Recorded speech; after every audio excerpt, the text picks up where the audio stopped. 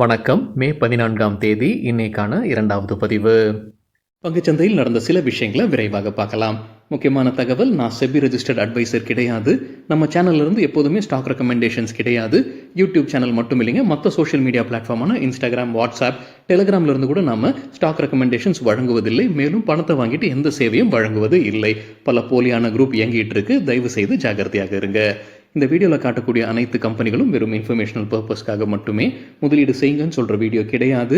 எந்த ஒரு முதலீட்லையும் ரிஸ்க் இருக்கும். ரிஸ்க் புரியாமல் இன்வெஸ்ட் செய்யாதீங்க.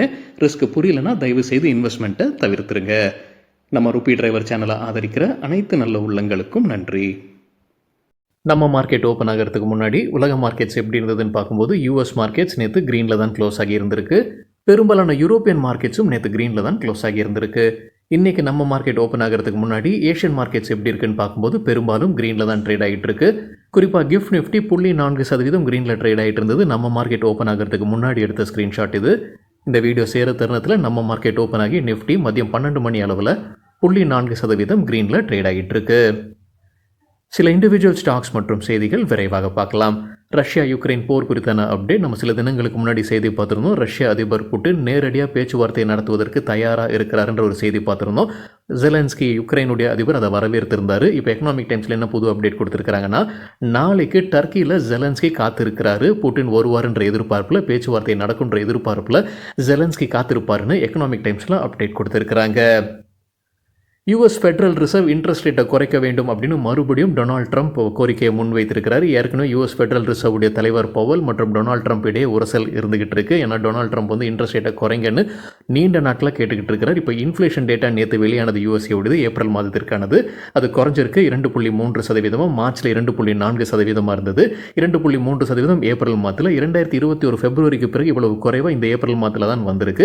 இப்போ மறுபடியும் இன்ட்ரெஸ்ட் ரேட்டை குறைக்க சொல்லி கோரிக்கையை முன்வைக்கிறாரு டொனால்ட் ட்ரம்ப். அது மட்டும் இல்லை, ஒரு கூடுதலாக அவருடைய சோஷியல் மீடியாவில் என்ன சொல்லியிருக்கிறாருன்னா, இன்ட்ரெஸ்ட் ரேட்டை குறைக்காம விடுறது வந்து அமெரிக்காவுக்கு வந்து அது நல்லதல்ல, அது நியாயமற்ற செயலாக இருக்கும்னு சொல்லியிருக்கிறாரு.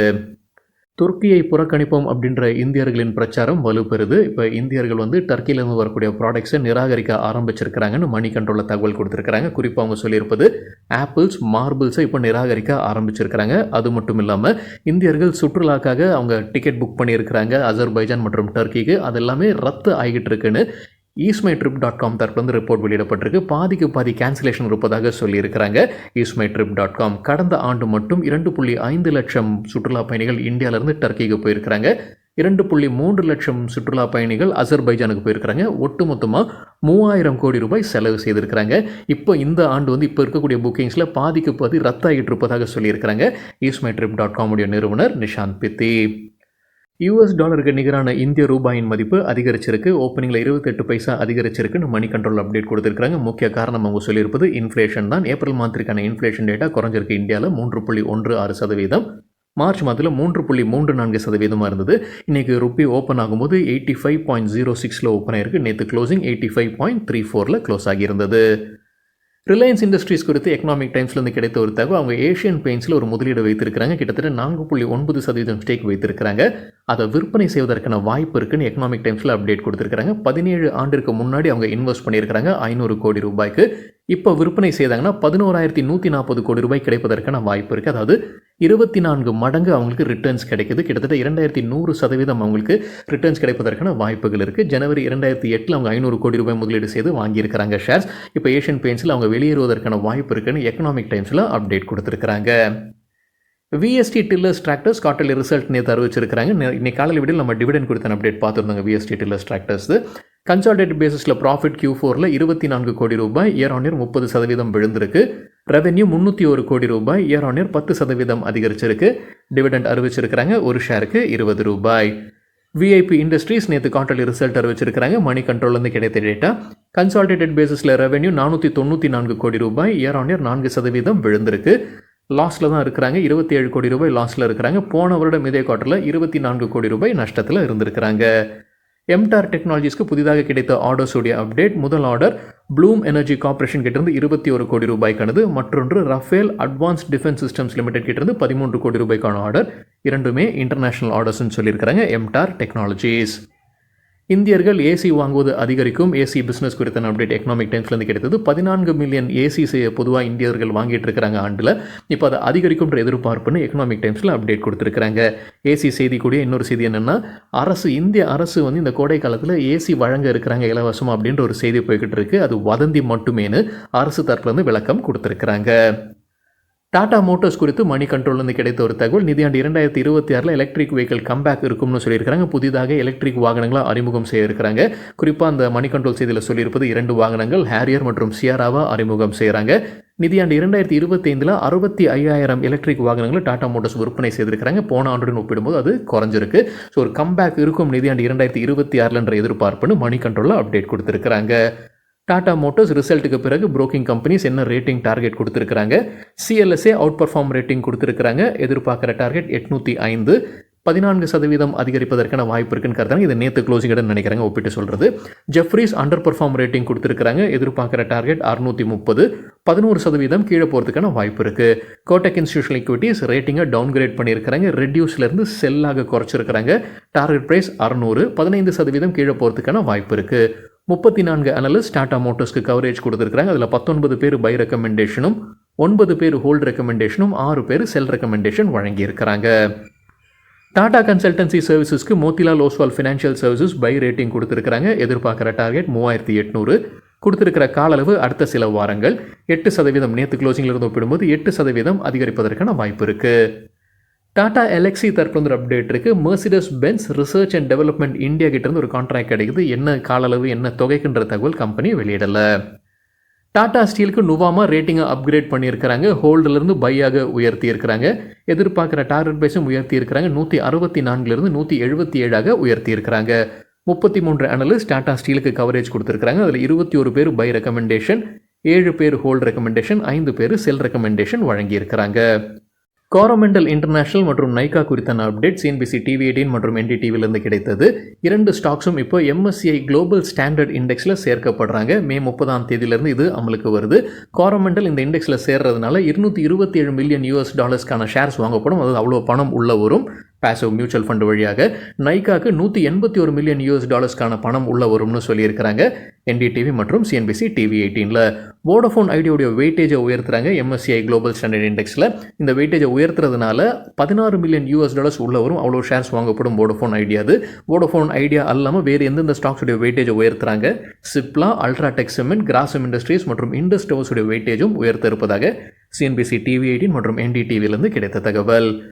சுஸ்லான் எனர்ஜிக்கு மோத்திலால் ஓஸ்வால் தொடர்ந்து பை ரேட்டிங் கொடுத்துருக்காங்க. எதிர்பார்க்குற டார்கெட் ₹75, 30% அதிகரிப்பதற்கான வாய்ப்பு இருக்குது. அவென்யூ சூப்பர் மார்ட்ஸ் பஞ்சாபில் புது கடையை திறந்திருக்கிறாங்க. இதை சேர்த்து இப்போ கம்பெனி கைவசம் 420 கடைகள் இருக்குது. HBL இன்ஜினியரிங் தரப்புல ஒரு அப்டேட் இருக்குது. அவங்களுடைய கவச் சிஸ்டம்ஸுடைய வெர்ஷன் 4.0க்கு research designs and standard organisation RDSO ஒப்புதல் வழங்கியிருக்கிறாங்க. இவங்க தான் இந்தியாவில் முதல் கம்பெனி இந்த ஒப்புதல் பெறுவதற்கு. ₹3764 கோடி ஆர்டர்ஸ் இருக்குது கம்பெனி கைவசம். அதோடைய டெலிவரியெல்லாம் பண்ண ஆரம்பிப்பாங்க. அந்த வெர்ஷன் 4.0 டெலிவரி பண்ண ஆரம்பிப்பதாக சொல்லியிருக்கிறாங்க. 24 மாதத்தில் இந்த டெலிவரி எல்லாமே செய்யப்படும்னு சொல்லியிருக்கிறாங்க HBL இன்ஜினியரிங்.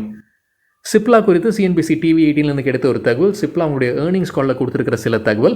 2026 நிதியாண்டு 2027 நிதியாண்டில் அவங்களுடைய மார்ஜின்ஸ் குறையும்னு சொல்லியிருக்காங்க. அதாவது நிதியாண்டு 2025 ஒப்பிடும்போது மார்ஜின்ஸ் குறையும்னு சொல்லியிருக்கிறாங்க. என்ன ரேஞ்சில் இருக்கும் 2026-27 23.5%லேருந்து 24.5%. நிதியாண்டு 2025 அவங்களுடைய மார்ஜின்ஸ் 25.9% இருந்தது. ஸ்டெர்லிங் டூல்ஸ் இன்றைக்கி நல்லா பர்ஃபார்ம் பண்ணியிருக்கிறாங்க. இன்ட்ராடேல 6% அதிகரிச்சிருக்கு. என்ன காரணன்றது சரியாக தெரியலைங்க. நேற்று குவார்ட்டர்லி ரிசல்ட் அறிவிச்சிருக்கிறாங்க. டிவிடெண்டும் அறிவிச்சிருக்கிறாங்க. ஒரு ஷேருக்கு ₹2.50 அதோடைய ரியாக்ஷனாக இருக்கலாம். அது மட்டும் இல்லாமல் கம்பெனி தரப்புல ஒரு அப்டேட்டும் இருக்குது. அவங்க UK நிறுவனமான அட்வான்ஸ்ட் எலக்ட்ரிக் மெஷின்ஸுடன் ஒரு ஒப்பந்தத்தில் வராங்க. எதற்காக இந்த ஒப்பந்தம்? எலக்ட்ரிக் வெஹிக்கிள்ஸ்க்கு தேவைப்படக்கூடிய மேக்னெட் ஃப்ரீ ட்ராக்ஷன் மோட்டர்ஸ் உற்பத்திக்காகத்தான் இந்த ஒப்பந்தம்னு சொல்லியிருக்கிறாங்க sterling tools. Tamil Nadu news print and papers dividend அறிவிச்சிருக்கிறாங்க. ஒரு ஷேருக்கு ₹3. ஸ்ரீராம் ஃபினான்ஸ்க்கு ஃபிட்ச் ரேட்டிங்கை அப்கிரேட் பண்ணியிருக்கிறாங்க. சிஎன்பிசி டிவி 18லேருந்து கிடைத்த தகவல் இது. Long term foreign and local currency issuer default ரேட்டிங்ஸை BBB-லேருந்து BB+ உயர்த்தி இருக்கிறாங்க. Outlook stable. GE வர்னோவா தரப்புல அப்டேட் இருக்குது. இந்தியாவில் ₹1400 மில்லியன் முதலீடு செய்கிறாங்க. சென்னை மற்றும் நோய்டாவில் தான் இந்த முதலீடு இருக்கும்னு சொல்லியிருக்கிறாங்க GE Vernova. Life insurance corporation of India bank of இந்தியாவில் ஷேர்ஸை வாங்கியிருக்கிறாங்க, ஸ்டேக்கை உயர்த்தி இருக்கிறாங்க. 6.35% 8.38% லைஃப் இன்சூரன்ஸ் கார்ப்பரேஷன் ஸ்டேக்கை உயர்த்தி இருக்கிறாங்க. பேங்க் ஆஃப் இந்தியாவில் தகவல் கிடைத்தது economic டைம்ஸ்லேருந்து. சுவன் life science quarterly result நேற்று அறிவிச்சிருக்கிறாங்க. என்டிடிவி ப்ராஃபிட்லேருந்து கிடைத்த டேட்டா, நஷ்டத்தில் இருக்கிறாங்க. 44 கோடி ரூபாய் நஷ்டம். போன வருடம் இதே குவார்ட்டரில் 27 கோடி ரூபாய் நஷ்டத்தில் இருந்திருக்கிறாங்க. வருவாய் 1.5 கோடி ரூபாய், இயர் ஆன் இயர் கம்பேர் பண்ணும்போது 38% விழுந்திருக்கு. ஆரியன் ப்ரோ சொல்யூஷன்ஸ் டிவிடெண்ட் அறிவிச்சிருக்கிறாங்க, ஒரு ஷேருக்கு 3 ரூபாய். சில புரோக்கிங் கம்பெனி ஸ்டாக் ரெக்கமெண்டேஷன்ஸ் கொடுத்துருக்காங்க. எக்கனாமிக் டைம்ஸ்லேருந்து கிடைத்த தகவல்.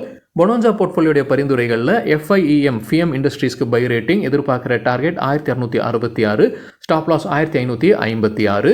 ஜோட்டா ஹெல்த் கேருக்கு buy rating, target 980, stop loss 920.